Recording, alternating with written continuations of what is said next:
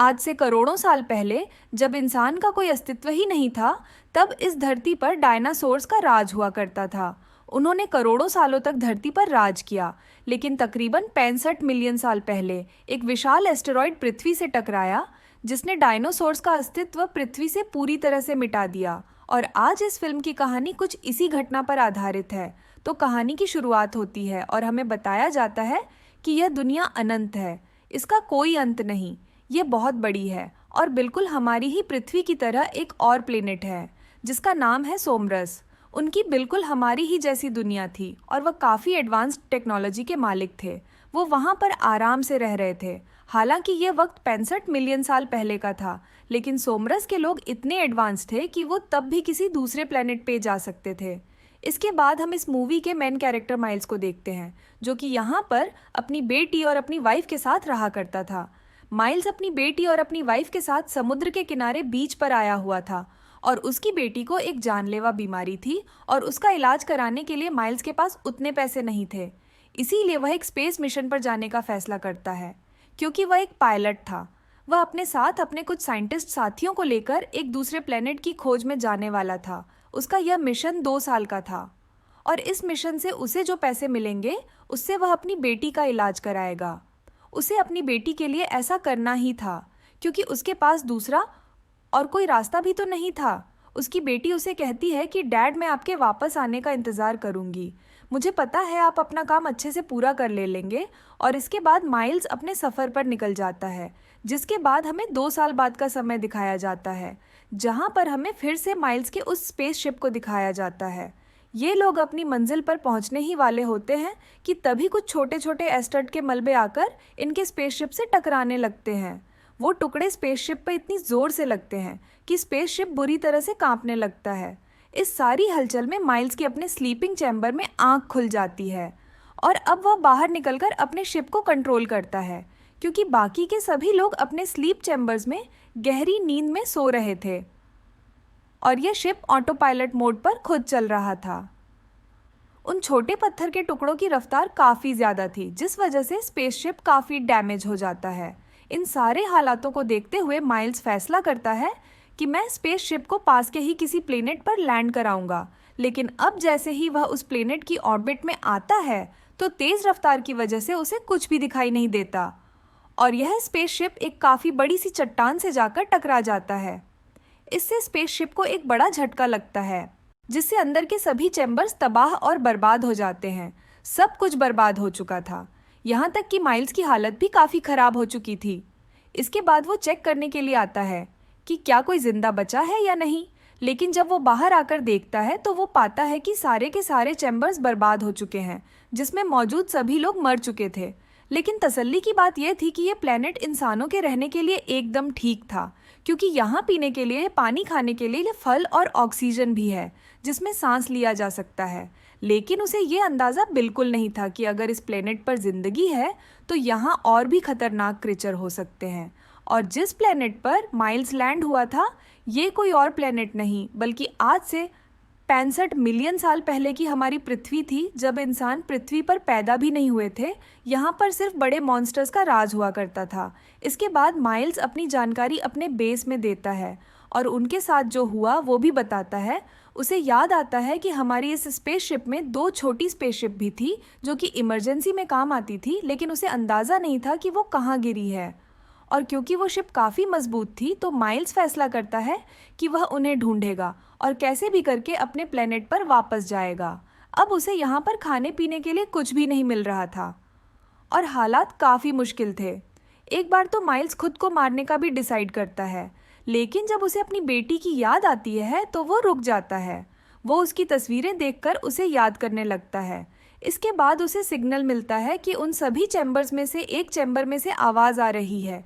जब माइल्स वहाँ पर चेक करने के लिए जाता है कि क्या सच में अभी भी कोई ज़िंदा है, तो थोड़ी देर ढूंढने के बाद माइल्स को वह चैम्बर मिल जाता है। उसके अंदर एक छोटी बच्ची थी और वह उसकी बेटी की ही उम्र की थी। वह उसे अपने साथ ले जाता है और जब उसे होश आता है तो वह उससे पूछता है कि तुम कहाँ से हो और तुम कौन हो, तुम्हारे सारे ग्रुप का क्या प्लान था। वो लड़की बोलती तो है, लेकिन माइल्स को कुछ समझ नहीं आता, क्योंकि उस लड़की की लैंग्वेज अलग थी, इसलिए वह समझ नहीं पाता कि लड़की क्या कह रही है और किस भाषा में बात कर रही है। माइल्स को चैम्बर में इस लड़की की डायरी भी मिली थी, जिसे पढ़ने के बाद उसे समझ आता है कि इस लड़की का नाम कोआ है। अब अगली सुबह माइल्स इस प्लेनेट को बारीकी से जांचने के लिए यहाँ छानबीन करने के लिए घूमने चला जाता है और साथ ही वह अपने स्पेसशिप को भी ढूंढ रहा था। यहाँ पर उसे काफ़ी सारे वोल्केनो मिलते हैं जो कि बार बार इराप्त हो रहे थे और यहाँ डायनासोर का कंकाल भी पड़ा था। इसके बाद माइल्स अपना हाई टेक्नोलॉजी जीपीएस निकालता है जो कि किसी भी चीज़ को ढूंढने का काम किया करता है, जिससे माइल्स को पता लग जाता है कि उसका छोटा स्पेसशिप यहाँ से 15 किलोमीटर की दूरी पर एक पहाड़ पर क्रैश हुआ था। अब वो आगे देखने के लिए जैसे ही झांकता है तो एक डायनासोर का एक छोटा बच्चा उस पर हमला कर देता है, लेकिन माइल्स की किस्मत अच्छी थी कि उसके पास एक इलेक्ट्रिक गन थी। वो उस डायनासोर के बच्चे को खुद से दूर करके उसे मार देता है और अपनी जान बचाकर उस बच्ची के पास आ जाता है। वो उसे इस सब के बारे में बताता है और कहता है कि हमें जल्द से जल्द ब्रिज का रास्ता पार करके वहाँ पर पहुँचना होगा ताकि हम यहाँ से निकल सके। माइल्स की बात सुनकर कोवा उससे कहती है कि हम जिन चैम्बर्स में आए थे उसमें मेरे पेरेंट्स भी थे और उन्हें ले बगैर मैं कहीं नहीं जाऊंगी। लेकिन माइल्स जानता था कि वो सारे चैम्बर्स तबाह हो चुके हैं। वो उस बच्चे को यह बात न बताते हुए उसे समझाता है, लेकिन कोवा उसकी कोई भी बात सुनने को तैयार ही नहीं थी। इसीलिए माइल्स उससे झूठ बोल देता है कि तुम्हारे पेरेंट्स भी उसी पहाड़ पर हैं, तो जल्द से जल्द मेरे साथ चलो, हमें वहाँ पर पहुँचना होगा। यह सुनकर कोवा मान जाती है और वो अपनी पूरी तैयारी के साथ अपनी मंजिल के लिए निकल पड़ते हैं। लेकिन जितना आसान यह रास्ता लग रहा था उतना ही खतरनाक और मुश्किलों से घिरा हुआ था, क्योंकि इस समय में न सिर्फ चलने वाले बल्कि उड़ने वाले डायनासोर्स भी हुआ करते थे और ना जाने किस किस तरह की मखलूक थी जो कि उन पर कभी भी हमला कर सकती थी। अब वो दोनों किसी तरह से छिप छिपाते एक बड़े से मैदान से होते हुए एक जंगल में आ जाते हैं और यहाँ पर कुछ बहुत ही भयानक डायनासोर होते हैं जो कि उन्हें देख लेते हैं। वो सब उन पर हमला करने लगते हैं।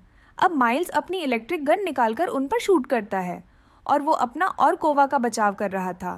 खैर वो लोग किसी तरह से यहाँ से बचकर आगे जाते हैं, जहाँ पर उन्हें एक नदी मिलती है। वह यहाँ पर अपना हाथ मुंह धोकर थोड़ा आराम करते हैं, जिसके बाद माइल्स एक पेड़ पर चढ़ता है और अपना जीपीएस निकालकर पता करता है कि अब उनका स्पेसशिप कितनी दूरी रह गया है। लेकिन तभी अचानक से टहनी टूट जाती है और माइल्स जोर से ज़मीन पर आकर गिरता है, जिससे उसका एक हाथ डिसलोकेट हो जाता है और उसे काफ़ी दर्द हो रहा था। उस टहनी के टूटने की आवाज़ सुनकर यहाँ पर कुछ भयानक डायनासोर्स आने लगते हैं। अब वो माइल्स को जैसे ही मारने के लिए आते हैं कि माइल्स के पास कुछ बॉम्ब्स होते हैं जिन्हें वह उन डायनासोर्स के ऊपर ब्लास्ट करता है, जिनसे वह मरने लगते हैं। यहाँ पर माइल्स इस तरह से अपना बचाव कर रहा था और कोवा एक दूसरी जगह पर जाकर एक पेड़ की टहनी के पीछे छिप जाती है। लेकिन तभी कोवा को एहसास होता है कि वह गलत जगह पर आ गई है, क्योंकि यह जगह तो उड़ने वाले क्रीचर्स का ठिकाना था। तो अब इसी लेके वो उन्हें देखकर यहाँ से दूसरी जगह पर जाने लगती है, लेकिन जाते समय उससे आवाज़ पैदा हो जाती है और एक उड़ने वाला डायनासोर उसे देख लेता है, जो कि धीरे धीरे उसकी तरफ बढ़ने लगता है।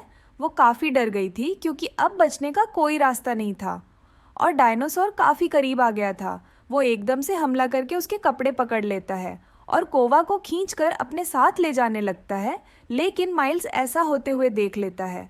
वो डायनासोर का पीछा करता है और उसे शूट करके कोवा की जान बचा लेता है।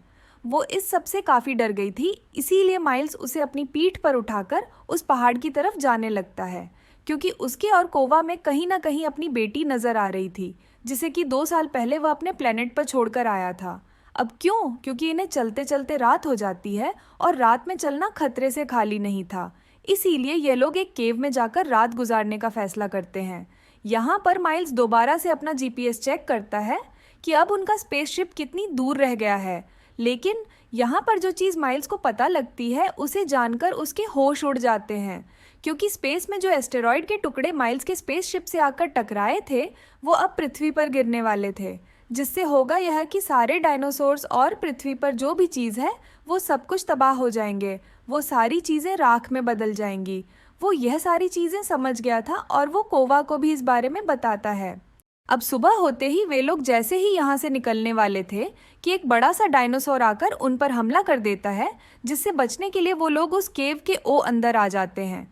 यहाँ पर आकर उन्हें एक सुरंग मिलती है जिसका साइज काफ़ी छोटा था, और अब इसीलिए माइल्स यहाँ पर बम से धमाका करता है, जिससे छेद सिर्फ इतना बड़ा होता है कि यहाँ से कोवा गुजर सकती थी, लेकिन माइल्स नहीं, कोवा निकल जाती है, लेकिन माइल्स अंदर ही रह जाता है, जिससे यहाँ पर एक और डायनासोर माइल्स पर हमला कर देता है। लेकिन माइल्स के पास जो इलेक्ट्रिक गन थी वो उससे उस डायनासोर पर शूट करके खुद को बचा लेता है, और जैसे तैसे वह सुरंग से बाहर आता है। लेकिन बाहर आकर उसे कोवा कहीं भी दिखाई नहीं देती।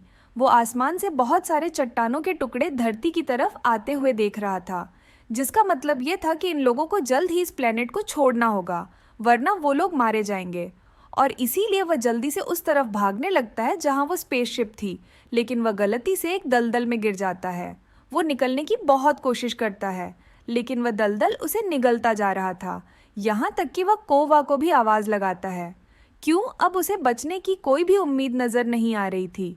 अब इससे पहले वह पूरी तरह से डूब जाता, कोवा यहाँ पर आ जाती है और उसकी मदद करने लगती है। वो पेड़ की एक टहनी माइल्स की तरफ झुका देती है, जिसे पकड़कर वह जैसे तैसे बाहर आ जाता है।